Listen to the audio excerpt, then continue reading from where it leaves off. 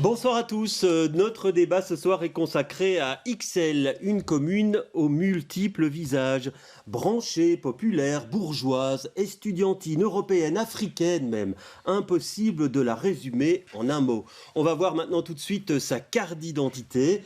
Elle n'a pas encore atteint les 90 000 habitants, mais elle n'en est pas loin. À sa tête, il y a Christos Doulkeridis, qui est bourgmestre, et une majorité qui compte Écolo Groen, le Parti Socialiste et Vorreut. Dans l'opposition, on retrouve les libéraux, les engagés sous la bannière Objectif XL et Défi. Il y a 5 candidats sur notre plateau ce soir. Je vais vous les présenter tout de suite en commençant par vous. Christos Doulkeridis, vous êtes à la tête de la liste du bourgmestre Écolo Groen. Bonsoir. Bonsoir. À vos côtés, il y a Romain de Reusme. Bonsoir. Vous êtes tête de liste PS Vorreut. Il y a également avec nous Gauthier Calom. Bonsoir. Vous êtes tête de liste MR Open VLD. Bonsoir. Bonsoir. J'ai le plaisir d'accueillir aussi Geoffroy Concier. Bonsoir. Vous êtes tête de liste Les Engagés Objectif XL. Et enfin, Alexandra Philippe, bonsoir. Vous êtes tête de liste Défi. Défi, c'est une liste non complète. Elle ne compte que 10 candidats. Nous avions invité le PTB également sur ce plateau qui n'a pas une liste complète, mais la tête de liste n'a pas pu être avec nous ce soir. Alors c'est un tirage au sort qui a déterminé la première prise de parole. Les candidats ont 30 secondes pour y répondre et c'est vous, Alexandra Philippe, qui allez commencer. Ben, ma première question, elle est très simple. Vous êtes candidate bourgmestre. Pourquoi êtes-vous la candidate idéale pour ce poste ? Alors, déjà, ma liste contient 30 candidats très motivés. Et pas autant 10, pour moi, désolé. Pas de problème. 30 Alors, candidats, voilà, comme ça c'est corrigé. Alors vous avez 10 secondes en plus. Pourquoi êtes-vous la candidate idéale ? Alors, je ne vais pas vous embêter avec des constats parce qu'on peut tous se balader dans les rues d'Ixelles pour le constater. Alors moi, si je suis bourgmestre, je propose évidemment de doubler le budget alloué à la propreté, ce qui est très important pour une Ixelles digne. Je réinvestis dans la sécurité et je mets en place une gestion durable pour une commune qui est réellement au service des générations d'aujourd'hui et de demain. Et avec cette liste justement de 30 candidats, je propose un renouveau démocratique pour Ixelles parce que nous sommes tous novices en politique et nous proposons une gestion innovante de la commune. Voilà, donc à la tête d'une liste de 30 candidats. Désolé pour cette méprise et j'espère qu'il n'y en aura pas d'autres durant le débat. Geoffroy Concier, bonsoir. Même question pour vous. Pourquoi êtes-vous le candidat idéal ? Alors nous, on a une liste Les Engagés avec 43 candidats et candidates et on veut remettre en fait de la nuance et du bon sens dans la gestion communale d'Ixelles. Durant ces 6 ans de mandature, en fait, on a eu des décisions idéologiques qui ont été prises et on veut remettre de la nuance dans les décisions qui sont prises parce qu'on ne peut pas monter les habitants les uns contre les autres. Et on veut remettre du bon sens parce qu'on pense que la commune doit s'occuper des matières de base, les matières essentielles qui pour l'instant ne sont pas remplies en termes de propreté, en termes de sécurité et de mobilité. Donc on veut se concentrer sur l'essentiel. Donc Les Engagés, c'est de la nuance et du bon sens.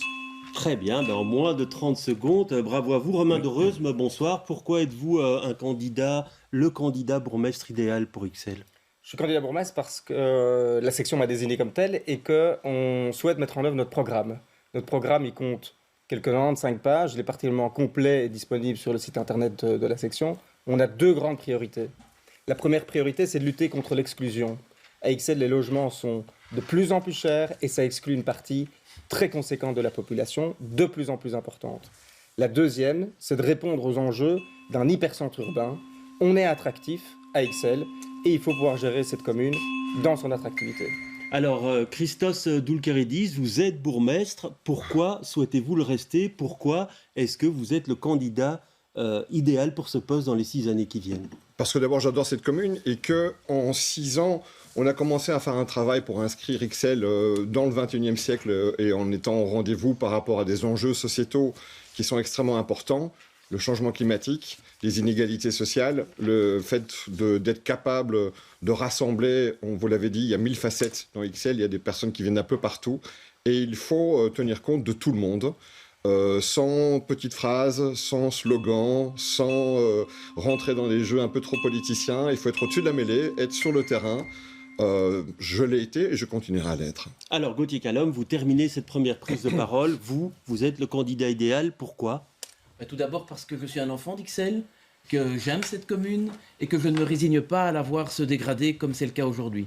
Parce que moi, je veux mettre en place et remettre finalement Ixelles à la place qu'elle mérite, avec des solutions non idéologiques et guidées par le bon sens, parce que mon ambition pour Ixelles, c'est améliorer la qualité de vie de tous les Ixelloises et les Ixellois, en commençant par la propreté, la sécurité et le pouvoir d'achat. Et enfin, parce qu'avec mon équipe, nous constituons la seule véritable alternance pour un projet et pour une commune positive et engagée. Oui, alors Gauthier Calom parle de la seule alternance. Vous ne vous en cachez pas, hein, Christos Doulkeridis. Si c'est possible, vous, pour les 6 prochaines années, vous voulez re-signer avec le PS et Vorreut. En fait, travailler sur des projets, sur les enjeux et la sécurité, la propreté, le défi climatique, il y en a plein d'autres, les égalités sociales, ça demande énormément de travail. Il ne suffit pas d'aligner quelques slogans, soit de critiques, soit de propositions, pour pouvoir régler tous ces problèmes-là. On a travaillé ensemble durant 6 ans, en essayant de se respecter, en essayant de trouver chaque fois des solutions. C'est la raison pour laquelle je pense que dans un monde qui est de plus en plus dur, avec beaucoup d'incertitudes en fait, tant en Belgique, on voit bien, il n'y a toujours pas de gouvernement ni à Bruxelles ni au niveau fédéral, avec beaucoup d'incertitudes au niveau international, il est aussi très important d'avoir des femmes et des hommes qui sont là au rendez-vous, et on sait que les communes jouent un rôle extrêmement important, on l'a vu avec la crise du Covid, quand tout allait mal un peu partout, les communes, les bourgmestres sont présents pour pouvoir faire un travail qui en fait, contrairement à ce qui est dit, dépasse toute idéologie et se concentre sur les besoins tels qu'ils apparaissent avec des priorités qui sont celles de nos concitoyennes. Oui. Alors Romain Dereuse, mais est-ce que vous êtes sur la même longueur d'onde, vous, si c'est possible, si l'arithmétique le permet, s'il y a le signal des électeurs, vous re-signez avec Écolo Groen? Durant ces 6 dernières années, on a pu avancer très fort sur des points qui étaient essentiels pour nous, en termes de solidarité, en termes de gratuité scolaire, du matériel, de gratuité des repas scolaires, en termes de soutien au CPS. Le CPS d'Ixelles est passé en 2018 de 250 demandes d'aide sociale par mois à 450 en 2024. Et pour pouvoir assumer ce travail supplémentaire, presque doubler les demandes d'aide sociale mensuelles ont presque doublé. Pour pouvoir assumer ça, il fallait être au rendez-vous.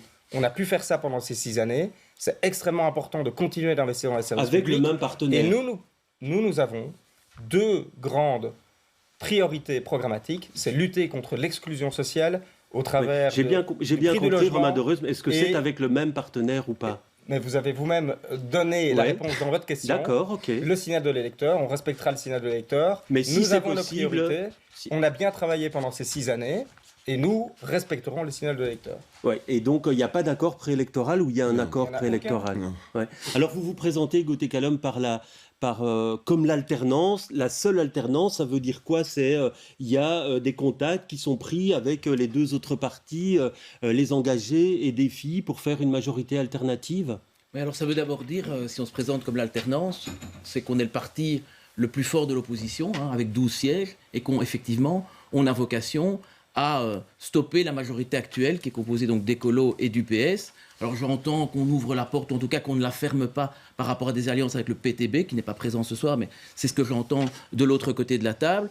De notre côté, en tout cas, c'est très clair, nous ne ferons pas d'alliance avec les extrêmes, ni de gauche ni de droite, donc pas d'alliance ni avec le Vlaams Belang, ni avec le PTB. Ça, c'est déjà un élément très clair. Pour le reste, effectivement, il faudra respecter le signal des électeurs. En 2018, nous avons perdu les élections, nous avions le bourgmestre et nous avons reculé en tombe de siège, nous avons été dans l'opposition. Je pense que ce que les citoyens attendent aussi, c'est qu'on respecte à un moment donné les résultats des uns et des autres et qu'on fasse des majorités qui sont conformes à ce résultat. Oui, alors Geoffroy Cancier, quand je lis l'entame de votre programme, vous parlez de mesures idéologiques, de gestion chaotique, de polarisation des habitants les uns contre les autres. Quand vous parlez du travail de la majorité, j'imagine que ce n'est pas vos partenaires privilégiés, Écolo Groen et le PS. C'est un fait. Les gens qui circulent à Ixelles se rendent bien compte qu'il y a des problèmes, c'est plus sale qu'avant, il y a des problèmes de sécurité, il y a des problèmes de mobilité qui ont été créés, et M. le bourgmestre ne veut pas le reconnaître, mais c'est des mesures idéologiques. Lorsqu'on décide de fermer le pont Fretteur, c'est un choix politique. On en parlera, la mobilité. Mais donc, à un moment donné, je pense qu'il faut laisser les électeurs se prononcer et qu'on fasse une coalition avec les partis. Oui, et votre majorité idéale, quelle est-elle? Non, on verra bien. Vous savez, on laisse les gens voter. On est occupé de faire une campagne électorale, on va sur le terrain. Nous, les engagés, voilà, actuellement, on a un excellent accueil. les gens viennent chercher le tract dans la main. Laissons les électeurs se prononcer et après on fera une majorité en fonction des résultats et des vainqueurs des élections. Et donc vous êtes ouvert à toutes les coalitions, il n'y a pas d'exclusive. La seule exclusive qu'on a et qu'on n'entend pas en face, c'est le PTB. Oui, on passera après pour le PTB, mais même question pour vous, Alexandra Philippe. L'alternative, ce serait plus avec Objectif XL et le MR, ou alors vous vous dites, si c'est possible, nous on veut bien discuter aussi avec tous les partis. Alors je vais vous dire évidemment la même chose, c'est que pour moi, dès le départ, ça a été le plus important, par respect pour les candidats qui se sont aussi investis pour un projet que nous avons et aussi pour les électeurs qui vont voter pour nous. Je ne fais pas d'alliance à l'avance et je ne me prononce pas sur une quelconque majorité parce que je trouve qu'à part évidemment l'exclusive du PTB et aussi je suis assez inquiète de ce qui se passe en face. On va savoir bientôt pas de la ce qui même se passe. manière.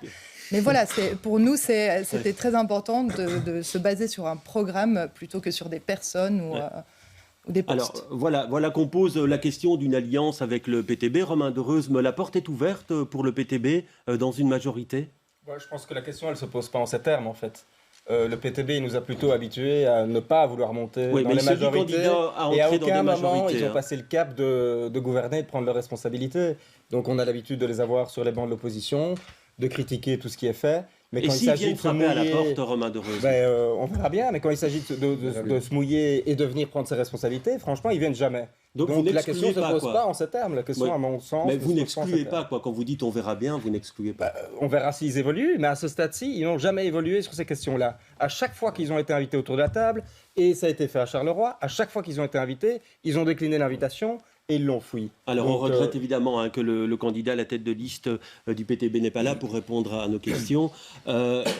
Christos Doulkeridis, la porte est fermée pour le PTB. Il y a des qu'on prenne en fait autant de temps pour parler d'une question qui ne s'est pas du tout posée. Et alors je vois bien qu'en face on s'amuse à essayer de créer une espèce de buzz sur une question en fait qui n'existe pas, parce que j'ai jamais envisagé de faire une majorité avec le PTB. C'est parce qu'un journaliste pose la question de temps en temps et je sais pas pourquoi, est-ce que c'est plus important qu'une autre question. Et vous répondez quoi alors ? Moi je pense que c'est absolument pas à l'ordre du jour. Et donc aujourd'hui on a à XL 7 listes qui se présentent. D'abord je me réjouis que aucune liste genre Vlaams Belang et autres ne se présente. J'espère que chacun sera attentif à ne pas relayer, même si le Vlaams Belang et l'extrême droite n'est pas là, des propos et des idées extrêmes dans des programmes que je vois parfois dans la part de candidats qui arrivent dans nos boîtes aux lettres et qui me choquent moi personnellement, parce que ça c'est un vrai enjeu. Très clairement ? Je parle de tracts notamment de candidats MR qui sont particulièrement violents d'une partie de la population, qui cible certains types d'étrangers en faisant des caricatures assez immondes. Je regrette que ce type vous pouvez de être propos, précis sur ce plateau. Mais moi j'ai reçu un tract de monsieur comment il s'appelle Dardois de Young, qui effectivement tient des propos qui sont chaque fois au bord de la caricature et au bord d'une certaine agressivité. Et ça, je trouve que c'est grave et ça se pose la question des valeurs qu'on doit défendre. Et pour moi, c'est pas XL que d'être dans ce type d'attitude. Alors, Gauthier Callum, par rapport à ça, est-ce qu'il y a des dérives racistes ou en tout cas qui tendent vers ça de certains de vos candidats, en particulier celui cité par M. Doulkeridis ? On va être très clair. En tout cas, sur ma liste, je n'accepterai jamais qu'il y ait des propos racistes, extrémistes qui soient mis en avant. Nous sommes une formation politique libérale. Je suis plutôt progressiste, humaniste. Mon parcours le démontre d'ailleurs. Et donc, je pense que ce type de procès d'intention... Vous avez connaissance de ce tract Non, je n'ai pas connaissance de ce tract en l'occurrence. Et si tant est qu'effectivement il y ait des propos... Si tant est qu'il y ait des propos qui soient condamnables, ils seront effectivement condamnés. Donc il n'y a pas de souci par rapport à ça. Je pense que c'est une fausse polémique qu'on est en train de lancer, que je n'ai même pas vu en l'occurrence le tract en question. Allez vérifier les tracts et effectivement, je serais très heureux que vous réagissiez par rapport à ce type de propos. Je vous reconnais personnellement le fait d'être tout à fait impeccable dans ce type d'attitude. Je vous le dis, je vous le répète, que je suis étonné de voir dans certains tracts des propos qui, je pense, sont inacceptables, surtout avec les valeurs qui sont défendues à XL depuis très longtemps maintenant. Alors Geoffroy Cancier, là il y a une mise au point en disant que ce n'est pas à l'ordre du jour, en tout cas dans le chef de Christos Doulkéridis, une majorité avec le PTB, ou en tout cas d'entamer des négociations. Vous persistez, vous signez sur ce que vous entendez? Je n'ai pas entendu qu'il n'allait jamais aller avec le PTB. Il a dit la question ne se pose pas. Évidemment, si la question ça, c'était se pose, dans le chef de M. Si la question se pose, peut-être... Monsieur Cancier, alors, est-ce que si les résultats le permettent, et si on peut travailler sur un projet, parce que pour le moment, et je comprends, quand on est dans l'opposition, on peut très facilement critiquer, et en fait, c'est vrai que chaque fois qu'on est à l'œuvre, forcément on s'expose à la critique du côté de la majorité, et vous faites très bien ce rôle de critique, et vous relayez toute une série de personnes qui sont mécontentes, et je peux l'entendre, je vous assure que je les entends, ces critiques, de manière quotidienne, et on essaye d'apporter des réponses et de corriger un certain nombre de situations. Mais à un moment donné, si vous voulez gouverner, il faut aussi travailler avec d'autres. Et donc, vous voulez travailler avec qui? Moi, j'ai déjà répondu. J'ai dit que je voulais travailler avec tout le monde, sauf avec le PTB. C'est très clair. Okay. Et j'ai dit que je voulais attendre le signal de l'électeur. Vous êtes prêt à travailler avec nous? J'ai dit que je voulais attendre le signal de l'électeur et que ce soit une majorité qui soit en place avec les vainqueurs des élections. Okay. Vous savez que les engagés ont perdu les élections en 2019. Donc vous avez une marque de progression importante. Ils ont été dans l'opposition, ils se sont renouvelés et maintenant ils sont au pouvoir. Donc laissons parler les électeurs. Très bien, alors on va en rester là si vous le voulez bien. Évidemment, comme il y a eu un début de polémique ici sur le plateau, et M. Doulkéridis et M. Calom ont pris un peu d'avance sur le temps de parole, mais on veillera à égaliser les temps de parole dans le cours du débat. Je vous propose tout de suite de savoir que pensent les Ixellois de leur commune. C'est ce qu'a tenté de savoir notre journaliste Élise Allaire. Voici ce qu'elle a glané aujourd'hui au fil de ces rencontres. Je me trouve ici à Flagey, finalement un lieu assez mythique pour les Ixellois et les Ixelloises. Flagey, c'est un lieu qui rassemble, c'est un lieu très animé, près des étangs d'Ixelles. Donc il y a énormément de passages. Les commerçants et les commerçantes se réjouissent bien évidemment de voir ce petit coin à Ixelles très vivant finalement. Les habitants également, mais on me rapporte tout de même quelques soucis liés à l'insécurité. Certaines jeunes femmes me parlent de comportements de harcèlement de rue dont elles sont victimes assez régulièrement. On me parle plus généralement de personnes alcoolisées, de personnes toxicomanes qui créent ce climat d'insécurité. Je me trouve ici au cimetière d'Ixelles. C'est vrai que tantôt à Flagey, je parlais un petit peu de quartier festif. Eh bien, le cimetière d'Ixelles, c'est tout simplement le quartier festif pour les étudiants. Donc ici, en soir de semaine et en soir de week-end, les terrasses, comme celle derrière moi, sont tout simplement remplies. Ce qui plaît un petit peu moins aux riverains. Plusieurs personnes se plaignent du tapage nocturne. Passé une certaine heure, pour elles, il est un petit peu difficile de dormir paisiblement. Les établissements Horeca, ici de type bar, sont obligés d'être équipés de sonomètres et de fermer leurs terrasses dès minuit et demi. Une jeune femme qui justement se plaignait un petit peu de ce bruit et de la difficulté à dormir, déplore un petit peu la situation et aimerait peut-être d'autres mesures pour apprendre un petit peu mieux à vivre ensemble avec les étudiants dans le quartier. Je me trouve actuellement place du Luxembourg pour parler un petit peu de la question de la propreté. Depuis ce matin, nombreux sont les riverains qui m'interpellent à ce sujet à échelle de toute la commune, mais plus particulièrement ici, place du Luxembourg, qui est a priori le théâtre d'incivilité, notamment les jeudis soirs, après des verres entre collègues qui occupent un petit peu toute cette place. On me parle vraiment d'amas de déchets qui s'empilent un petit peu partout, qui vont même sur la route. Et donc, c'est un enjeu a priori majeur pour la commune. Les agents de propreté m'expliquent également que depuis quelques années, la situation s'empire et que les déchets s'amassent encore plus dans les rues d'Ixelles. Voilà, la mobilité, on va commencer par ça, mais évidemment, il sera question de propreté dans ce débat, il sera question aussi de la gestion des nuisances sonores, mais la mobilité occupe une place de choix dans le programme des différents candidats. Je vais vous donner la parole, Alexandra Philippe, pour commencer, puisque dans votre programme, vous parlez d'une évaluation profonde de l'application de Good Move et vous voulez des changements fondamentaux, normalement, en principe, sur ce qui a été prévu aux étangs d'Ixelles et aussi sur le pont Fretteur, pour être très précis. Oui, alors nous déplorons évidemment ce qui a été mis en place par la commune, donc ce qui a été mis en place dans le cadre du plan Good Move au niveau de la maille Flagey notamment. On déplore ce manque de concertation qui était terrible. En fait, on a manqué. Je trouve que la majorité a vraiment mis les habitants les uns contre les autres en manquant cette étape de concertation qui était plutôt qui était plutôt de l'information plutôt que la concertation. Et ça a été très dommageable pour justement le vivre ensemble dans notre commune avec des gens qui se disputent les uns avec les autres. Donc nous, effectivement, on propose d'évaluer cette mise en place du plan de Good Move et le cas échéant, le modifier. On propose aussi de changer le plan de stationnement parce que ça c'est aussi... On va évoquer, on évoque d'abord la mobilité parce que vous dites clairement, par exemple, le pont Fretteur, il faut sa réouverture dans les deux sens, c'est même pas discutable pour vous. C'est même pas discutable et nous avons été les auteurs d'une motion au conseil communal qui a été rejetée à Ixelles mais qui a été votée dans d'autres communes, qui a été reliée également par défi à Auderghem et à Watermal-Boisfort. Pour nous c'est un non-sens. D'abord écologique, parce qu'au final, on fait le tour de l'autre côté, et alors il y a beaucoup plus d'émissions de CO2, et aussi un non-sens économique, parce que c'est les commerçants et même les riverains qui en souffrent. Ouais, alors Gauthier Calom, est-ce que vous aussi, vous allez dans le même sens que Défi? Il faut revoir le plan Good Move, il faut revoir, par exemple, le sens unique du pont Fretteur? Alors nous, on est très clair, on n'a pas changé d'avis au moment de l'implantation de la phase 1 et de la phase 2 du plan Good Move à Flagey. On a émis un certain nombre de critiques par rapport au report de trafic dans les rues résidentielles voisines. Ce qu'on constate, c'est ce qu'on avait anticipé à l'époque. Malheureusement, ça s'est déroulé aujourd'hui. Et il faudra effectivement, à un moment donné, avoir le courage de revoir un certain nombre de dispositifs qui ont été mis en place dans le cadre du plan Good Move. Je vais être très clair. Par exemple, la coupure, la séparation qui est faite dans un sens entre les deux étangs.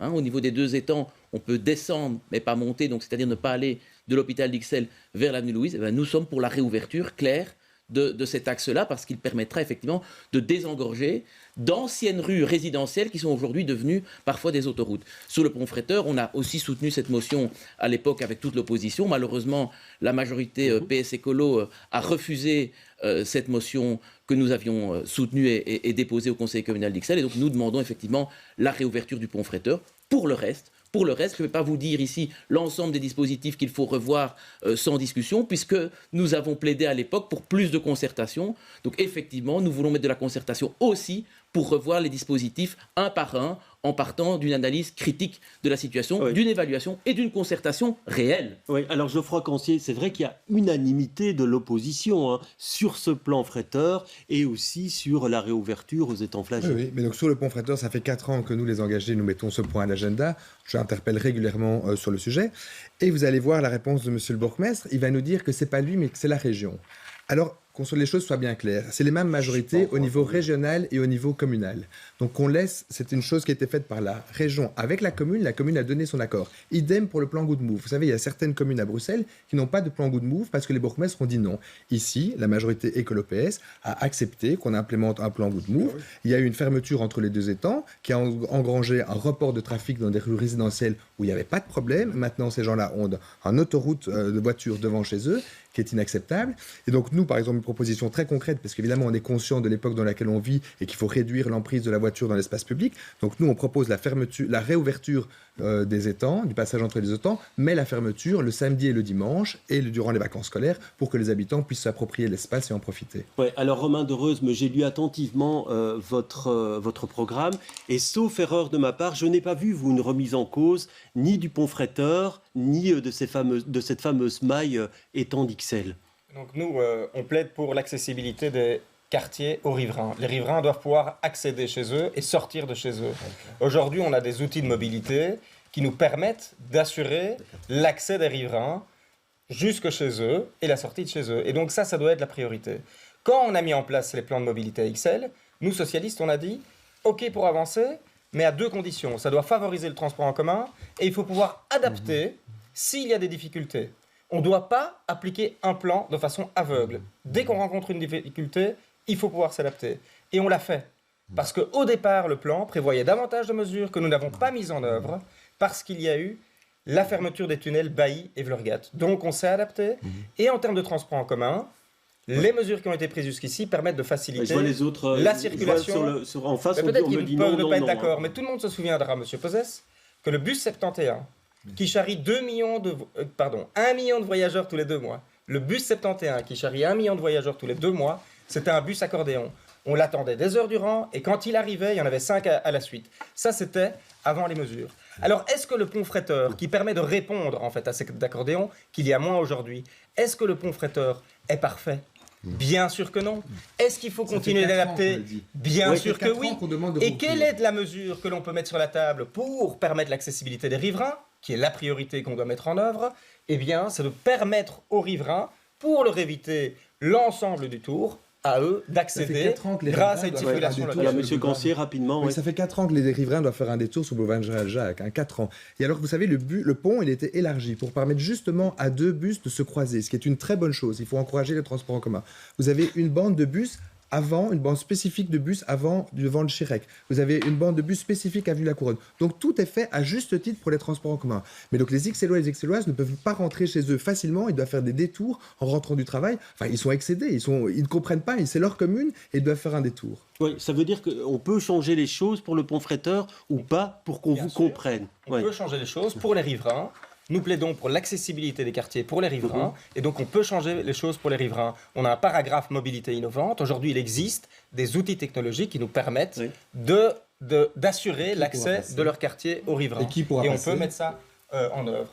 On peut faire un périmètre qui est très large, qui va jusqu'au stade d'Ixelles. Tout ça doit pouvoir s'étudier, bien sûr, et on doit continuer d'adapter ces mesures. Alors, Christos Doulkeridis, quand l'opposition parle de plusieurs années de mobilisation pour obtenir certains changements sans succès, aujourd'hui, devant l'électeur, est-ce que vous dites, effectivement, on va faire des adaptations dans les 2 choses qui semblent poser problème, le pont fretteur et la maille des étangs d'Ixelles? En fait, vous posez la question en fonction d'un constat qui est fait avec une mémoire courte. Parce que les problèmes d'embouteillage, ils n'ont absolument pas commencé avec cette législature. Ils existent depuis des années et des années. Tant à la place Flaget, tant sur le pont fretteur, dans le quartier du cimetière. On avait 2 tiers de nafteurs qui passaient par le quartier du cimetière, par le pont fretteur. 2 tiers. Ça veut dire que ces voitures ne font que passer dans le quartier, sans s'arrêter dans le quartier, polluent le quartier inutilement. Et la raison pour laquelle le pont fretteur a connu une modification, ce n'est pas une volonté de la commune en particulier, mais nous l'avons acceptée et nous l'assumons, c'est le fait que la STIB et la région nous ont demandé, non pas simplement qu'au niveau du pont, les bus puissent passer parce qu'il est plus large. Ils nous ont demandé que sur l'ensemble de l'artère de l'avenue de la Couronne, ils puissent gagner en vitesse commerciale, c'est-à-dire dans le trajet qui peut être effectué, ne plus être coincés dans les embouteillages. Et par rapport à ça, la seule mesure qu'ils estimaient possible, c'est le sens unique. Ce qui est vrai. Ce qu'on fait maintenant, je voudrais que vous résumiez, parce que vous explosez le temps de parole pour l'instant. Qu'est-ce qu'on fait demain par rapport... Qu'est-ce qu'on fait demain? J'explique pourquoi est-ce qu'on a pris ces mesures. Et je suis entièrement d'accord de dire, et je l'ai dit à de nombreuses reprises, aussi au conseil communal, que la mesure n'est pas satisfaisante aujourd'hui parce qu'elle pénalise aussi les habitants, ce qui n'était pas l'objectif, dans la mesure où nous attendions une mesure qui ne pouvait pas être mise en place par la commune, mais qui devait être mise en place par la région, à savoir un contrôle qui permette à l'ensemble des Ixellois de passer. C'est vrai que ça a pris trop de temps, je le reconnais totalement. Et donc vous engagez aujourd'hui à dire on ouvre le pont fretteur à l'ensemble des Ixellois et des Ixelloises. Je le dis qu'en tant que bourgmestre, la pression, et là on devra avoir des interlocuteurs qui seront au niveau de la région, notre objectif est de faire en sorte que les habitants d'Ixelles puissent passer par le pont fretteur sans être ennuyés par la mesure qui est prise, tout en permettant aux bus de circuler davantage. Alors je vous demanderai, M. Doulkeridis, avec la ligne 71. Je vous demanderai, s'il vous plaît, d'être plus bref dans vos réponses, sinon vous ne pourrez pas vous exprimer sur tous les points, et j'aimerais bien que ce ne soit pas le cas.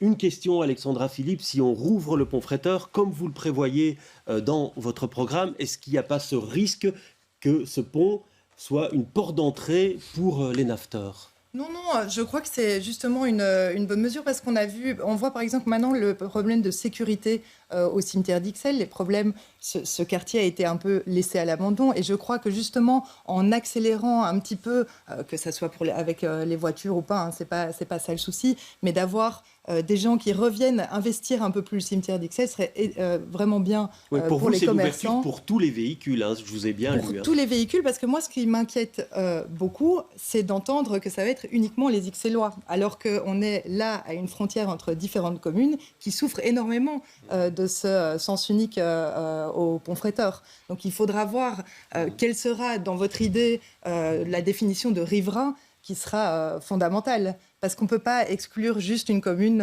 et pas inclure les autres. Gauthier Callum, sur ce point-là, vous aussi, c'est une réouverture totale à tout le monde. Hein. Oui, nous, c'est une réouverture totale parce qu'il y a à la fois les riverains, il y a à la fois les commerçants qui souffrent beaucoup et le quartier s'est quand même fort paupérisé ces dernières années parce qu'il y a une série de commerces qui ont fermé suite à la fermeture du Pont-Fréteur. Ça, c'est un fait établi. Par contre, je suis content d'entendre ici, de la part de la majorité, qu'il y a une ouverture. On parle des riverains, puis on parle des Ixellois. Peut-être on ira encore davantage, mais il y a en tout cas 2 ou 3 ans, quand la motion est passée, c'était un niet catégorique. Ben voilà, aujourd'hui, les évolutions et les choses changent et c'est très bien. Et nous, en tout cas, on s'en réjouit que notre position progresse. Alors, Alexandra Philippe, je vais vous redonner la parole, comme vous êtes en retard sur ce temps de parole. À l'avenir, pour la mise en place de nouvelles mesures de circulation, selon vous, quelle stratégie mettre en œuvre ? Alors, pour nous, évidemment, il faut d'abord évaluer ce qui a été mis en place. Et puis, on parle de concertation et de concertation profonde, vous l'avez souligné. On aimerait bien mettre en place un mécanisme, entre guillemets, contraignant de concertation, où on s'arrangerait, évidemment, en cas de discussion de majorité, à avoir un certain pourcentage que l'échevin de la mobilité devrait respecter en termes de concertation et d'approbation du plan de mobilité ou même de travaux publics, afin de pouvoir continuer. Quel serait-il ? Ce pourcentage serait déterminé dans l'accord de majorité. Oui, mais votre philosophie, c'est de réduire la place de l'automobile à Ixelles ? Bien sûr, ça c'est fondamental. On ne peut pas se retrouver avec une qualité de l'air qui est aussi mauvaise que maintenant. Et aussi, c'est quand même, il faut partager l'espace public et les routes entre les différents moyens de transport et surtout mettre le piéton au centre de nos plans de mobilité. Donc évidemment, c'est fondamental de réduire l'utilisation de la voiture, mais de manière concertée et avec des aides qui doivent aussi être prévues à d'autres niveaux de pouvoir, parce que la commune toute seule ne peut pas gérer la situation. Oui, alors Geoffroy Cancier, quand vous dites dans votre programme, je le disais tout à l'heure, repenser totalement le plan Good Move, on fait comment si vous êtes aux manettes les 6 prochaines années ? Je pense qu'il faut faire une large consultation citoyenne, il faut demander aux gens qu'est-ce qu'ils veulent. Toutes les personnes qui habitent à Ixelles n'utilisent pas leur voiture pour leur plaisir d'utiliser leur voiture. Ils vont en transport en commun, ils vont à pied, et on l'a dit régulièrement, les piétons sont les grands oubliés de cette majorité. Ils vont en vélo, ils vont en trottinette. Donc il faut absolument en fait prendre tout le monde avec quelque chose d'inclusif. Donc il ne faut pas empêcher les citoyens de circuler avec leur voiture parce que parfois ils en ont besoin. Donc il faut repenser. On l'a dit tout à l'heure, et c'est dans toutes les communes, le plan de Good Move n'a pas été concerté correctement, ça c'est un constat, même la ministre de la mobilité l'a dit qu'il y avait eu des erreurs, donc il faut consulter et ça va prendre le temps qu'il faut et après je pense qu'on pourra transformer la ville et on doit transformer notre ville par rapport aux enjeux climatiques en prenant tout le monde avec, il faut l'adhésion de l'ensemble de la population. Oui, alors Romain Dereuse, vous parlez aussi de mobilité partagée, apaisée, vous défendez prioritairement, dites-vous, les mesures d'amélioration de la circulation des transports en commun, avec quelle consultation des citoyens à l'avenir ? D'abord, je suis un peu étonné parce qu'on a ici des annonces qui sont faites, en fait par le bourgmestre et par l'opposition, sur des modifications, mais tout le monde dit la bouche en cœur qu'il faut faire beaucoup de concertation. Donc, manifestement, l'idée est pour arrêter, mais il faut faire de la concertation. Donc, je ne perçois pas très bien dans quel ordre il fonctionne. Je pense que pour les questions de mobilité, il faut travailler avec humilité. Et on a là un enjeu, nous, c'est la circulation du transport en commun doit être favorisée, c'est le transport collectif qui répond aux besoins de tout le monde. Peu importe son âge, peu importe son état de santé, on sait se déplacer grâce au transport en commun. On a mis les abonnements à 1 € pour les étudiants et à 1 € pour les seniors de plus de 65 ans. C'est un transport qui est accessible financièrement et pour tout le monde. Et donc une le réduction 71, je le drastique disais, de la place. c'est 1 million de voyageurs tous les 2 mois. Et donc c'est une réduction drastique de la place de la voiture. Eh bien, donc toutes les mesures qui permettent de favoriser ce transport collectif doivent pouvoir continuer d'être prises. Ça, c'est un élément central de notre programme. Le deuxième élément, et je l'ai dit, c'est l'accessibilité des riverains à leur quartier. On doit pouvoir accéder chez soi et sortir de chez soi. Et aujourd'hui, en termes de mobilité, eh bien, on a des outils nouveaux qui n'existaient pas auparavant et qui permettent de réaliser cet objectif-là. Ouais. Alors, Gauthier Callum, vous parlez d'une révision sans tabou ni exclusive du plan Good Move. On voit ici certains candidats qui plaident pour une réduction de la place de la voiture sur le territoire d'Ixelles. Est-ce que c'est aussi votre cas ? Mais la voiture, elle a tendance, et c'est le sens de l'histoire, à prendre un autre rôle dans les grandes villes. Ça, c'est très clair, c'est un constat qu'on partage tous. Ceci étant dit, effectivement, ce qu'on constate aujourd'hui avec ce plan Good Move, et après je parlerai des autres moyens de transport, parce que je pense que dans une même journée, on peut être automobiliste, on peut prendre les transports en commun, on peut prendre un vélo, et puis on peut, entre deux réunions ou entre deux moments de la journée, aussi se déplacer à pied. Et donc par rapport à la voiture, pour être très clair par rapport à ça, je dis aujourd'hui, et je l'assume très clairement, quand j'entends qu'on dit ce qu'il faut c'est l'accessibilité dans les quartiers, aujourd'hui on a, en mettant en place cette My Good Move, à certains endroits, non seulement enclaver les gens dans leur quartier, avec un passage beaucoup plus compliqué, avec des détours, et là où les gens sont parfois doublement victimes, c'est que non seulement ils sont enclavés dans leur quartier, mais dans des rues résidentielles, et je le répète parce que c'est une réalité, je peux vous donner toute une série d'artères ixelloises qui sont concernées, il y a des rues qui étaient auparavant apaisées, et qui sont aujourd'hui à accueillir un flot de voitures qui a parfois été multiplié jusqu'à 10 à certaines heures de la journée. Donc, en réalité, on n'a pas diminué la place de la voiture, on l'a reportée, on a peut-être apaisé certaines voiries, mais au détriment d'autres voiries. Et c'est ça qu'il faut repenser, je pense, avec un petit peu de modestie. Alors, Christophe Zoulkeridi, je vous demanderai d'être bref sur ce sujet. 65% des ménages d'Ixelles n'ont pas de voiture. C'est beaucoup plus que la moyenne. Qui ont des enfants, qui ont un couple qui a des enfants, 9 ménages sur 10 d'un couple qui a des enfants a un véhicule, dans le soir de la semaine passée. C'est bien. 65% des ménages n'ont pas de voiture XL. Ça ne veut pas dire que il n'y a pas de gens qui viennent en voiture. J'ai pas eu le temps de vous poser ma question. Je voudrais juste savoir comment, à l'avenir, mettre en place des mesures qui suscitent moins de polémiques et moins de controverses. En mobilité, c'est très compliqué parce que on entend surtout celles et ceux qui, légitimement, parfois, ne s'y retrouvent pas. Et effectivement, quand on met en place, c'est-à-dire que quand on ne met rien en place, il n'y a pas de plainte, sauf qu'on constate que c'est embouteillé. Quand on met en place, ça ne marche pas du premier coup. Il faut corriger régulièrement. C'est ce que nous sommes en train de faire. 2, il y a plein de publics qui s'y retrouvent en fait avec ces mesures, parce qu'on respire davantage, parce qu'il y a plus de place, et pour les piétons, et pour les cyclistes, et pour les transports publics. Il y a plus de rues qui sont apaisées en fait. Et il y a une réduction globale, effectivement, de la pollution qui existe. Une des raisons pour laquelle nous prenons toutes ces mesures, c'est aussi l'impact sur la santé. Et effectivement, il y a des diminutions par rapport à des pollutions qui étaient existantes et qui sont liées à des consommations automobiles et qui vont tout à fait dans le bon sens en fait. Oui. Et donc moi je entends bien qu'il y a des problèmes qu'il faut continuer à résoudre et nous y travaillons franchement quotidiennement. Dire qu'il n'y a pas de concertation c'est compliqué, mais ça prend du temps quand on a envie de changer un peu les choses. Alexandra Philippe, vous me demandiez la parole rapidement. Oui, parce qu'on parle d'apaiser un quartier, etc. Mais je ne vois pas ce qui a été apaisé. Honnêtement, je parle à énormément de gens et moi-même je ne roule pas en voiture et je suis à vélo ou à pied, je suis à Flagey, j'ai toujours peur pour ma vie. Et ça n'a pas été changé.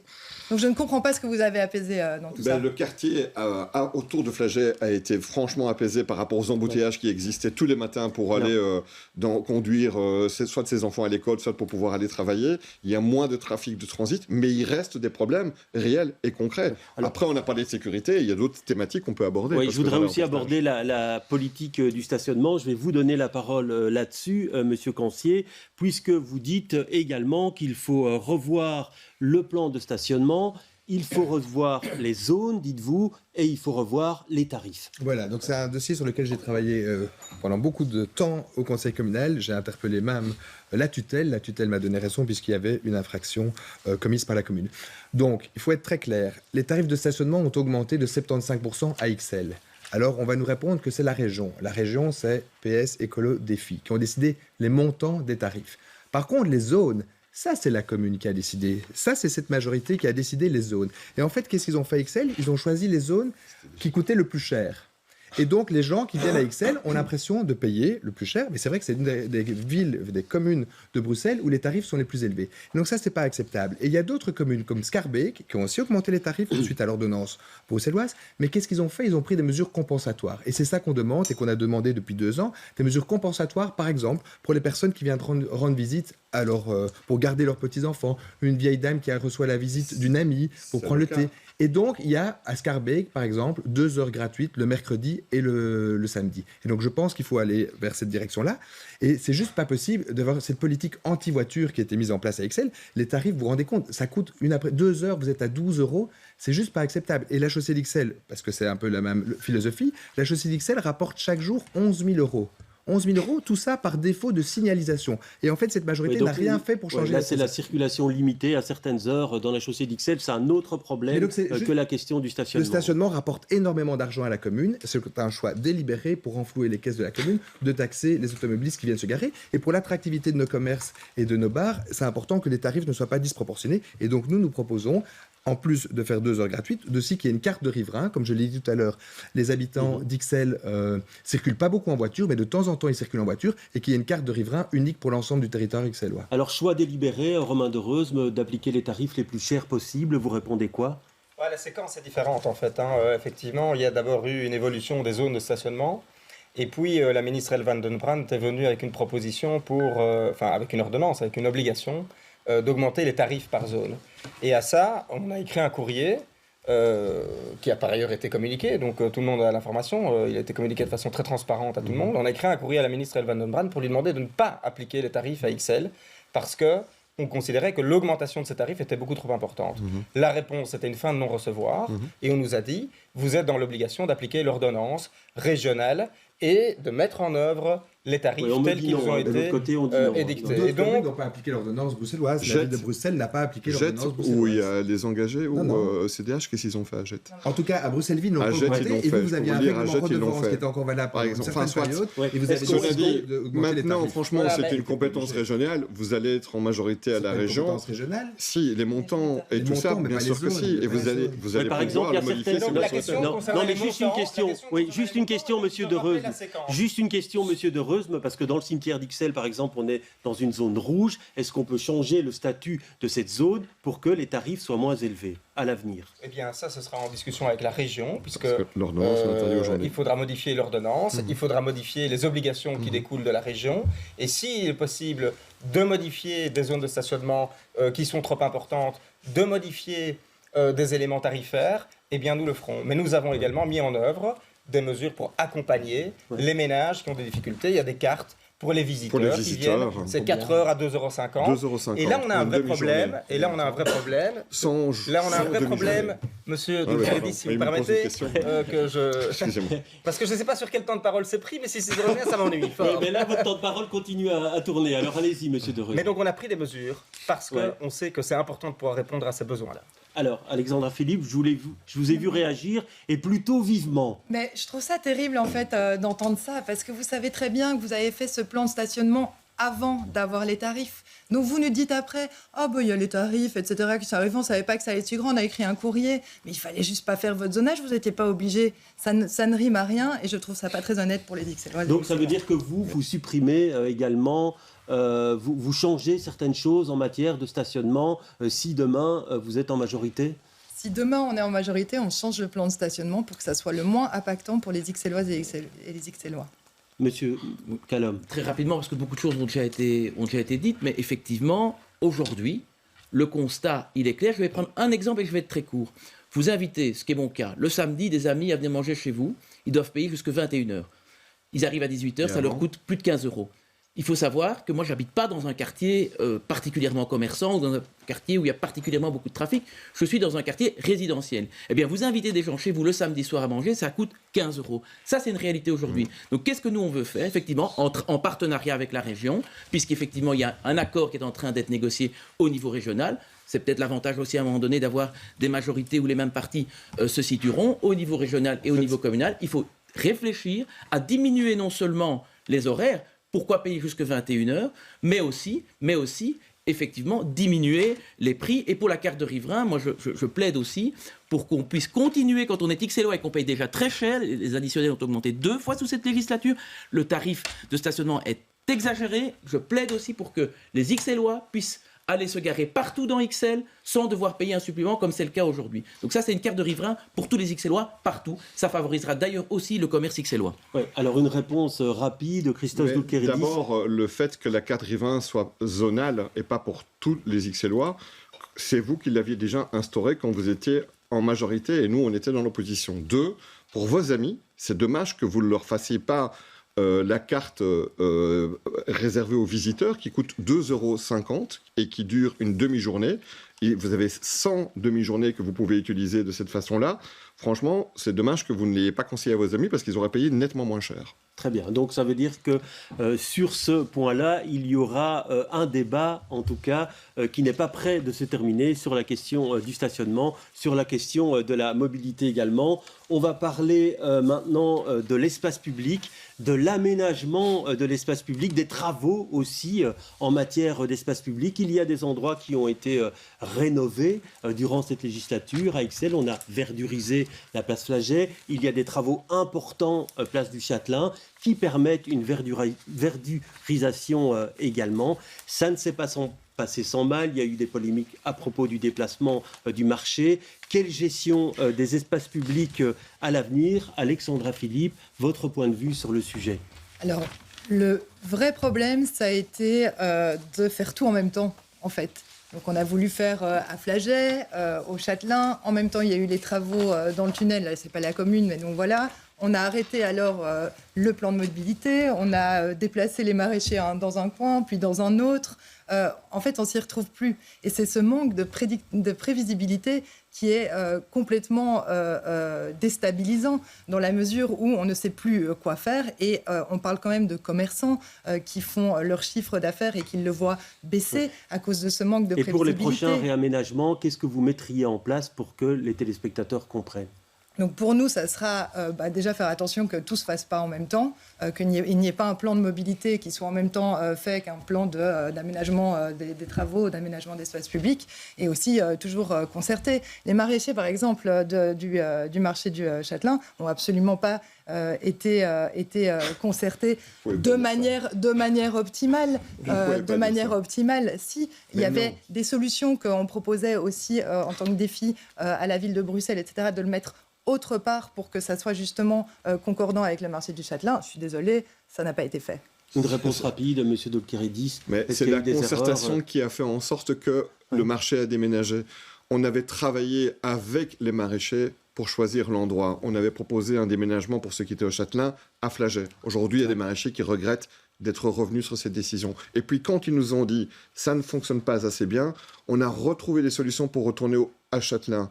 Et au niveau de l'aménagement de ces places, elles sont rénovées et on a tenu compte justement de leurs activités pour ne pas bloquer la place Flaget, par exemple, d'un seul tenant et que ça puisse bouger et de faire en sorte qu'on puisse finalement avoir et le marché et les travaux de verdurisation. Très sincèrement, quand vous discutez avec toutes les entreprises, c'est la première fois qu'on les oblige à être aussi souples pour permettre justement que les activités économiques ne soient pas pénalisées. Et aujourd'hui, la place du Châtelain, elle avance extrêmement positivement. La plupart des commerces sont extrêmement contents et des habitants aussi des travaux qui sont réalisés. On est en train d'embellir cette commune. Il faut arrêter de critiquer cette commune en disant que rien ne va et que ça ne fonctionne pas parce que ce n'est pas du tout l'image qu'ont les propres habitants de leur propre commune. Est-ce que les critiques qui viennent de l'opposition ne sont pas justifiées ou est-ce qu'à l'avenir, dans la réalisation de ces travaux publics, il faut changer certaines choses pour éviter certaines critiques?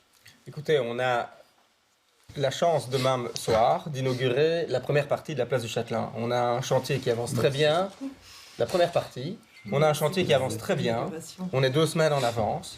Et demain soir, on va pouvoir inaugurer la première partie de la place. La presse, c'est... Je me coupe parce qu'en face, ça chahute. La presse... Oui, je leur donnerai la parole juste après. Voilà, ils auront l'occasion de s'exprimer et de déverser leur fiel, mais soyons raisonnables. On a 2 semaines d'avance. La presse est inquiétée de l'état d'avancement des travaux. Et en allant sur place, elle a eu des commerçants qui étaient soutenants et des riverains qui étaient soutenants. On va offrir là une très belle place. du Châtelain à l'ensemble des Ixelloises et des Ixellois. J'ai travaillé précédemment sur la place Fernand Coq. On a eu un prix d'urbanisme pour la place Fernand Coq. Quand il s'est agi de l'inaugurer, tout le monde était derrière le cordon pour dire que c'était magnifique.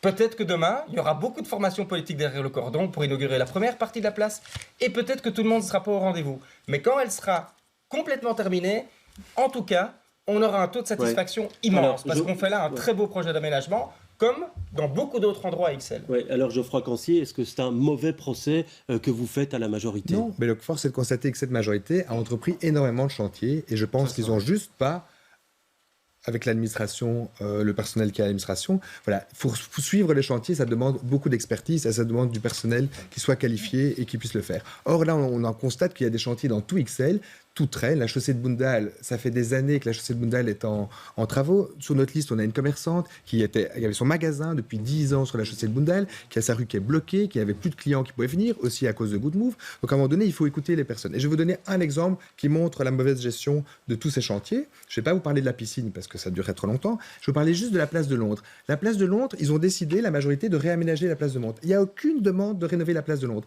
La place de Londres, ils ont commencé les travaux. Les cafés qui sont autour ont dit attention, si on ne peut pas exploiter notre terrasse, notre business model en fait il s'effondre. Et donc qu'est-ce qu'ils ont fait? Ils ont remis vite les pavés et ils vont recommencer les travaux dans quelques mois. Ça c'est pas de la gestion en bon père de famille. Hein. Ouais. Alors une réponse de la majorité rapidement quand même parce que oui. c'est grossier. Oui, et puis je vous donnerai la parole, monsieur Calame. C'est grossier parce que c'est faire la démonstration de son ignorance totale de la situation bruxelloise. Il y a, et je comprends, il y a sous terre des réseaux invisibles qui sont très nombreux et qui doivent tous être rénovés. On fait la chaussée de Bundal parce que les égouts devaient être rénovés. On fait la place du Châtelain parce que les égouts devaient être rénovés. Et il suffit de suivre un petit peu l'actualité locale pour voir que ça et là, et ça ne concerne pas Ixelles, ça concerne tout Bruxelles, que ce constat sur les égouts, en fait, il est partagé et que ça et là, il y a des trous qui se forment parce que ça fait des affaissements. On profite de ces obligations pour améliorer qualitativement l'espace public. C'est l'espace commun à tous, c'est l'espace partagé. Dès qu'on sort de chez soi, on est dans l'espace public, c'est notre job de le faire et on doit offrir le meilleur espace public pour assurer la meilleure qualité de vie aux Ixellois. On le fait. Par rapport aux critiques sur la place de Londres, quand M. Cancier dit qu'on a remis les pavés rapidement par rapport à des travaux qui n'étaient pas terminés, vous vous inscrivez en faux par rapport à ça? Non, je m'inscris en fait de façon positive par rapport à ça, parce qu'on a été capable et on a souhaité entendre l'ensemble des commerçants qui nous disaient la belle saison arrive, on a besoin de nos terrasses. Ils sont venus vers nous, et ils nous ont dit est-ce que c'est possible de décaler? On a décalé les travaux, mais on ne s'est pas décalé partout. Et là, on a pu trouver une solution parce que partout, quand c'est possible, on écoute et on s'adapte. Alors, Gauthier Calome n'a pas encore eu la parole sur ce sujet. Est-ce que vous vous retrouvez plutôt dans les critiques de l'opposition ou plutôt dans la manière volontariste de faire de la majorité, Gauthier Calome? Non, je me retrouve effectivement dans un certain nombre de critiques qui viennent d'être évoquées par rapport à la réalisation de ces chantiers. Je pense qu'on ne veut pas le nier, d'ailleurs c'est ce qu'on entend régulièrement des riverains. Mais moi je veux être positif par rapport à ça. Je pense qu'il faut un peu changer le logiciel, c'est-à-dire ne pas effectivement ouvrir des chantiers comme ça, plic-ploc, mais avoir une coordination générale, une planification, une cartographie, on l'a déjà demandé à plusieurs reprises, une cartographie claire de là où il y a des chantiers, comment on les articule pour qu'on ne congestionne pas complètement la ville, ça c'est une première chose. Et la deuxième chose, c'est qu'on concerte, qu'on informe les habitants préalablement, non seulement qu'il va y avoir des travaux devant chez eux, mais aussi que parfois le chantier va être allongé, va être prolongé. Et ça, pour l'instant, ça fait défaut et on peut envisager, par exemple, un étalement, un phasage des travaux après avoir concerté les commerçants ou les riverains. Ça n'a pas été le cas pour la place du Châtelain. Malheureusement, on l'a demandé d'emblée. Sinon, le marché aurait pu rester sur la place. J'en termine parce que je n'aime pas non plus ne pas compléter et ne pas terminer mon idée. Le deuxième élément, c'est qu'il faut tenter de réduire au maximum les nuisances et les désagréments pour les riverains. Ça veut dire quoi? Ça veut dire permettre une accessibilité aux riverains pendant les phases de chantier, mais aussi aux commerçants. M. Cancier a cité un exemple, mais il y en a d'autres de commerces qui ne résistent pas, malheureusement, à un chantier qui dure comme ça pendant plusieurs années. Et donc là aussi, il faut être créatif, il faut pouvoir proposer des solutions de stationnement, et il faut pouvoir aussi diminuer le bruit, la saleté qui peuvent faire fuir les clients d'une part, mais aussi impacter durablement et considérablement la vie dans un quartier, la vie des riverains qui doivent subir ces désagréments. Donc ça, ce sont deux points de programme sur lesquels nous, on est particulièrement attentifs et où on pense qu'il y a effectivement effectivement des marges d'amélioration solides au niveau de la commune. Voilà, je vous ai laissé terminer votre propos. Christos Doulkeridis et Romain Dereuse m'ont fait un petit point chrono, si vous le permettez. Vous avez 2 minutes d'avance sur les autres intervenants. Je vous demanderai donc d'être très bref dans vos interventions. Pardon, Monsieur Doulkeridis, alors vous faites amende honorable et vous dites qu'il y a des choses qu'on aurait pu mieux faire, on fera mieux à l'avenir en termes de programmation, en termes de mise en œuvre de ces chantiers d'espace public. En fait, dès lors que vous assumez de réparer les choses, et le fait que la commune soit dans une telle situation, c'est-à-dire que ça s'effondre pratiquement de partout dans la ville, c'est que pendant des années et des années et des années, on n'a pas entretenu correctement les sous-sols, les bâtiments, qui fait en sorte qu'à un moment donné, il faut prendre ses responsabilités et travailler et rénover. Moi, je dis que dans tous les domaines, il faut s'améliorer. Dans tous les domaines, il n'y a pas un seul domaine où je me dis, quand je vois le chantier ou quand je vois ce qu'on a mis en place, qu'on ne sait pas essayer ou qu'on ne doit pas essayer de faire mieux. Et ça se passe malheureusement quand un jour, vous prendrez aussi des responsabilités, jamais comme c'est prévu. Jamais. Si je peux donner un peu de temps de parole. Tout à l'heure, monsieur Callum, vous avez dit que vous étiez dans une zone, là où vous habitiez, jusqu'à 21h pour le stationnement. Vous êtes sûr? Oui, certain. En tout cas, c'est ce que mes invités me disent. C'est pas jusqu'à 18h chez vous? Non, c'est jusqu'à 21h. Bon, écoutez, on ne va pas entamer un débat entre vous deux sur les heures de stationnement, jusque quand on paye à l'endroit où vous habitez. Je voudrais passer à un autre sujet qui concerne tous les XLois, c'est la matière de la sécurité. Geoffroy Cancier, je vais vous donner la parole là-dessus. Vous parlez d'un état des lieux de la prévention et de la sécurité à Ixelles à mettre en place très rapidement. Si vous deviez identifier les actions prioritaires en matière de sécurité, vous diriez quoi? Donc, on a eu le triste cas de Balance-Tombard, donc les femmes qui se sentent en insécurité et qui étaient en insécurité dans le quartier du cimetière d'Ixelles, mais pas que, aussi bien sur la place Flagey et dans d'autres quartiers à Saint-Boniface. Mais donc, il faut absolument faire un état des lieux avec l'aide de la police, avec l'aide des services de prévention pour améliorer la sécurité. Il y a une initiative qui a été prise au niveau fédéral pour la lutte contre la drogue dans le quartier Matongué. Ça, c'est une très bonne chose et il faut poursuivre là-dessus. Mais à un moment donné, les gens n'ont pas l'impression de voir la police. On nous dit qu'il y a des médiateurs de nuit, on ne les voit pas. Donc il faut une présence policière plus forte. Et donc ça passe par des policiers à pied, ça passe par des policiers à vélo. Et la question que je me pose aussi, c'est de me dire, est-ce que la police ixelloise est suffisamment respectée par rapport à la zone de police Bruxelles-Ixelles? On sait que la zone de police, la ville de Bruxelles a beaucoup de manifestations. Et comme on participe à la même zone, je me demande, puisque beaucoup d'Ixellois me disent, mais on ne voit plus notre agent de quartier, on ne voit pas de policiers, s'il ne faut pas négocier pour rééquilibrer avec la ville de Bruxelles. Alors Alexandra Philippe, en matière de sécurité, vous parlez aussi d'un état des lieux de la prévention. Vous voudriez aussi, à un moment donné, qu'on mette les choses à plat pour amener des priorités particulières dans certains quartiers. Vous pensez à quoi très précisément?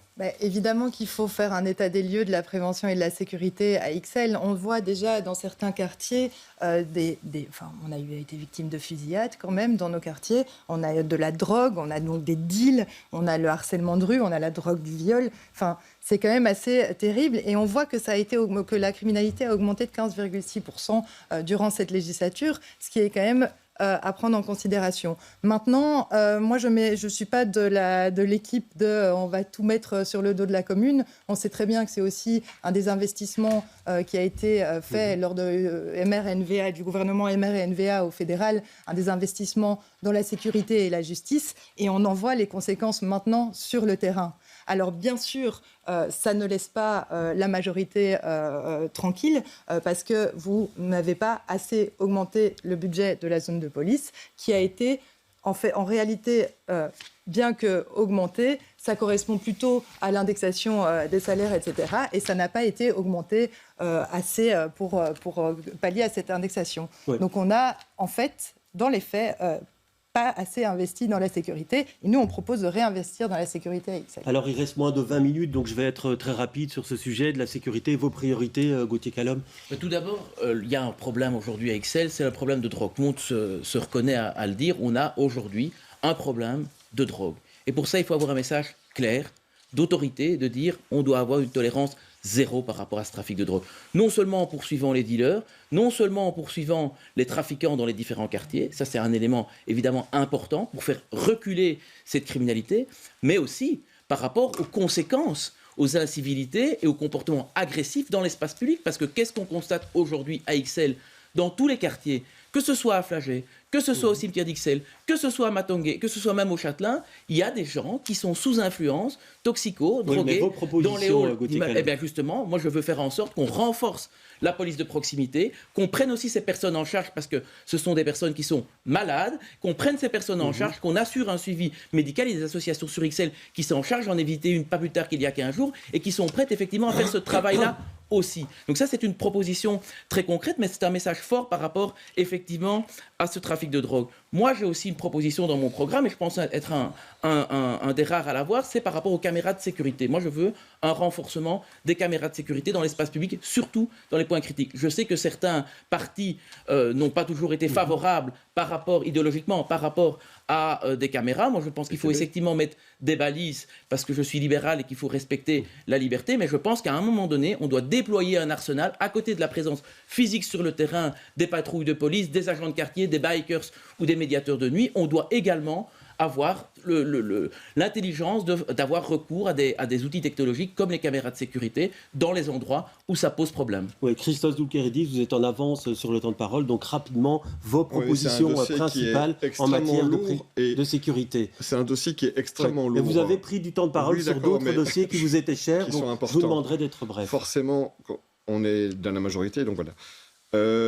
Dire qu'il faut une tolérance zéro, non, je dis que forcément on est plus attaqué, donc on doit aussi répondre aux critiques. Allez-y, je vous en prie rapidement, ne perdez pas de temps. La tolérance zéro, c'est bien de le dire, très sincèrement, tout le monde pourrait le dire. On n'est pas dans des... Mais ça, à quoi ça sert de le dire? C'est pas avec un slogan, Monsieur Calom, que vous allez réussir à régler le moindre problème. Ça n'a rien à voir avec ça. Vous parlez d'un dossier comme celui de la drogue, en disant que c'est un problème ixellois. C'est profondément choquant. Parce que, êtes le chef de la police, monsieur, eh bien, je l'assume totalement. Et c'est moi qui suis sur le terrain. Et quand il y a un problème, le moindre problème qui puisse exister à Ixelles, je suis sur le terrain. Qu'il y ait une manifestation, qu'il y ait un problème de drogue, qu'il y ait un problème de quoi que ce soit, c'est moi qui suis sur le terrain. Et je vous demanderais vraiment d'être un peu plus respectueux. Je sais que vous ne le serez peut-être pas de moi, mais au moins des policières et des policiers qui, sur le terrain, font un travail incroyable. Je suis mis en cause. C'est pas la police que je mets en cause. Mais bien sûr que vous le faites. Parce que c'est votre interprétation. Nier le travail qui est fait par ces femmes et ces hommes, à ma demande notamment. Oui, je vais vous arrêter parce qu'on n'aura pas le temps pour vos propositions. En 30 secondes, vos propositions pour améliorer concrètement la sécurité des Ixellois au quotidien. Pour pouvoir être présente dans tous les quartiers, ce qui n'était pas le cas. Et il y a encore un travail extrêmement important à faire, parce qu'en fait, vous parlez des agents de quartier. Les agents de quartier ne peuvent plus faire ce travail-là. Ils sont débordés par les missions que leur donne la justice. Et donc, j'ai pris la décision, ça n'a rien à voir avec l'investissement, on veut bien engager davantage de policiers. Franchement, on a mis les moyens pour pouvoir le faire. Ici, dans chacun des quartiers, il y a des personnes qui seront responsables de ce quartier pour pouvoir être au service de la population et y travailler. Et par ailleurs, très sincèrement, en matière de sécurité, effectivement, il y a la question des drogues. Sur la question des violences faites aux femmes, reconnaissez que je suis le bourgmestre qui a demandé une étude et un travail avec le secteur de l'ORECA qui s'en foutait complètement, qui fermait les yeux face à ce type de réalité. Et on a mis en place un conseil de la nuit, un travail avec les organisations pour justement inverser la tendance. On va en parler dans un instant des choses à faire pour sécuriser la nuit. Alors Romain Dereuse, dans votre programme, vous parlez aussi beaucoup de valoriser la police de proximité. On fait comment sur le terrain avec les forces qu'on a? Mais peut-être que je reviendrai sur sur les échanges qu'il y a eu. Je vais essayer d'être le plus bref possible. Il y a 3 enjeux pour la sécurité. Mais avant ça, je regrette en fait que le ton monte et que ça se chamaille. C'est un élément qui est hyper important pour nos concitoyens. Et donc il faut pouvoir y répondre et y répondre de façon sereine. 3 éléments. Le premier, il faudra demander au fédéral un renfort des zones de police. Le deuxième, notre police de proximité en rue est indispensable. Il faut pouvoir la renforcer. Et le troisième élément, effectivement, on a un problème avec la consommation de drogue. Effectivement, on a un problème. Mais ce n'est pas en allant pourchasser ceux qui les consomment et en allant les mettre en prison que ça va se résoudre. On a une initiative à la zone Bruxelles-Ixelles mises en place à l'initiative de la ville de Bruxelles. Ce sont des brigades mobiles psychiatriques. Ça s'appelle les brigades EMUT. Et ces brigades-là, parce qu'elles savent accompagner aussi au niveau psychiatrique, savent répondre à la problématique. Elles ont déjà retiré de la rue 80 personnes qui sinon étaient dans la rue, se droguaient et amenaient toutes les incivilités, tous les comportements inciviques, agressifs, etc. qui ont été cités. On a donc des initiatives qui fonctionnent bien sur le territoire de la ville. On est la même zone, on peut les importer chez nous. On a besoin de renforcer la police de proximité en rue, je suis d'accord, et il faudra demander des moyens au fédéral. Parce que pour la législature prochaine, les zones de police constitueront un enjeu en termes de budget et risquent de peser fort sur les dotations des communes et sur les budgets des communes. Il faut pour y répondre de façon sereine et complète. Alors on a parlé d'insécurité, il y a de l'insécurité la nuit évidemment, et il y a aussi des nuisances liées aux multiples événements et aux multiples cafés qui sont situés sur le territoire de la commune d'Ixelles, car Ixelles est une commune vivante, c'est bien, elle attire les fêtards, mais il y a aussi pas mal de nuisances. Écoutez ces riverains du quartier Flaget et du quartier de la Petite Suisse. Vous pouvez imaginer de centaines de personnes qui se regroupent au même endroit, et il s'agit d'un petit périmètre, une rue, le parvis, ça fait beaucoup de bruit. À cela associé le fait que ces gens boivent, qu'ils sont joyeux et qu'ils sont tous dehors aussi. Il y a plus de gens hors des cafés qu'à l'intérieur, bien évidemment. Donc ça, c'est notre plus gros problème. Ces gens, évidemment, alcoolisés vont ensuite s'égayer dans toutes les rues, rejoindre leur domicile, rejoindre leur voiture. Donc ça crée vraiment en permanence, notamment le week-end, il faut bien le dire, un bruit de fond qui vous réveille à plusieurs reprises, comme ça, pendant la nuit, voire pour certains riverains plus proches, qui les empêchent de dormir. Les abandons de poubelles, les poubelles qui sortent quand il ne faut pas, les nuisances sonores la nuit. Quand les cafés ferment, tout le monde se réunit sur le square, abandonne tout. Ils vont chercher des plats préparés au quick et tout est abandonné là. C'est du grand n'importe quoi. Alors, du grand n'importe quoi, dit ce riverain. Comment améliorer les choses? Geoffroy Cancier, vous êtes en retard sur le temps de parole. Je vous demande de commencer sur le sujet. On voit des nuisances. C'est vrai que la lutte contre les nuisances n'est pas simple.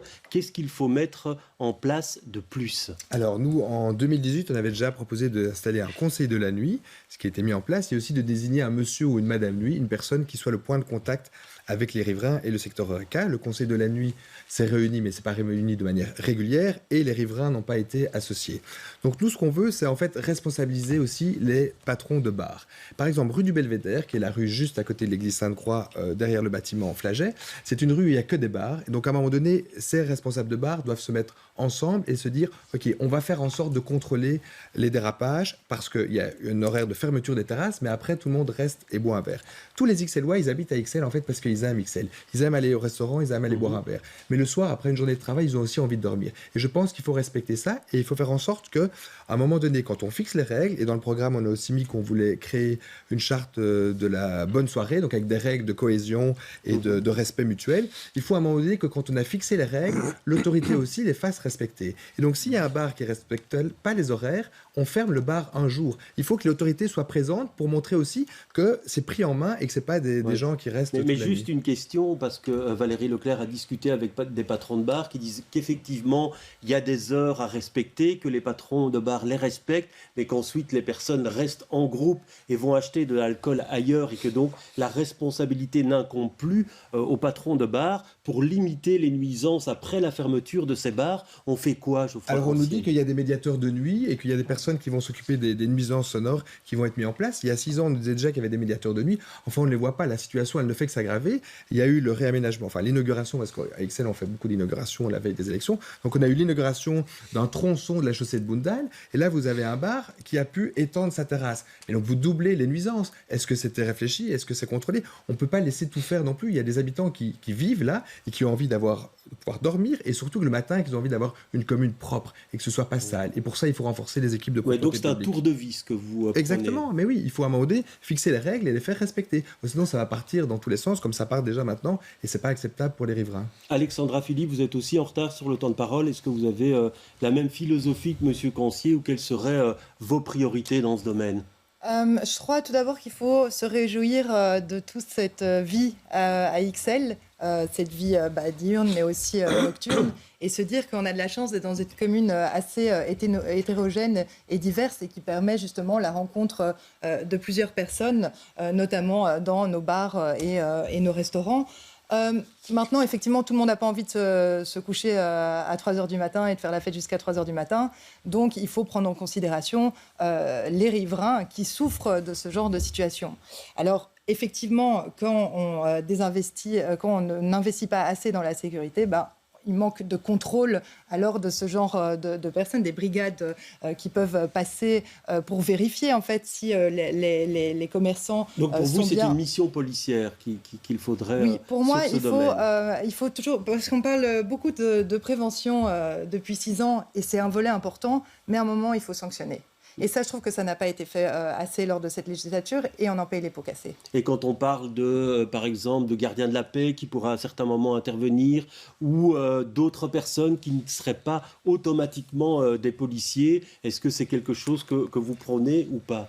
Oui, alors le rôle des gardiens de la paix peut évoluer, en effet, et ils peuvent devenir des agents constatateurs. C'est quelque chose que nous souhaitons. Après, il y a aussi des travails pendant la nuit, des travails pendant la journée où c'est pas exactement la même chose, mais effectivement, ce sont eux qui sont les plus à même à connaître les réalités du terrain. Donc, ça aurait intérêt à évoluer dans ce sens-là, notamment aussi pour la constatation des propretés, parce que Monsieur le bourgmestre dit tout le temps qu'il y a des incivilités et que c'est en fait pour ça, ça se passe comme ça et qu'on n'y peut rien. En fait, non. Si on n'est pas derrière aussi à sanctionner, forcément on arrive à des situations comme celle-ci. Alors très rapidement, Christos Doulkeridis, est-ce qu'il y a des dispositifs qui ont été mis en place qui n'ont pas fonctionné ou pas assez bien fonctionné ? Est-ce qu'il faut les améliorer ? Je vous demande de répondre en 30 secondes. Bon, on a mis en place le conseil de la nuit. Moi, je suis plutôt d'accord avec ce qu'a dit M. Cancier sur les pistes qui peuvent être mises en place. Je ne vais pas les répéter, donc. Sur la responsabilisation, en fait, on a des règles pour la fermeture des terrasses. On ne peut pas mettre des règles sur la fermeture des établissements, légalement.